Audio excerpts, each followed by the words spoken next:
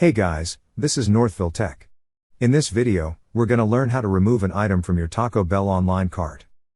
Open the website tacobell.com, then click Login. Now, enter your email and password. Then click on Continue. Once you're logged in, you will see a cart icon on the upper right corner of this page. Click on the cart icon.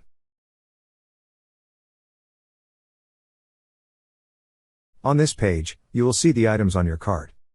Under the item you would wish to remove, you will see a Remove button. Click on the Remove button. Then, a pop-up message will appear asking if you are sure to remove the selected item from your cart. To continue, click on Yes. Repeat the process to remove more items from your cart. That's how you remove an item from your Taco Bell online cart. Thank you so much guys for watching, and if you have not yet subscribed to our YouTube channel, please subscribe to our YouTube channel as we create tech videos almost every day. Also check out our website northvilletech.com for great tech articles, and our recommended resources in the description below for various sign-up bonuses.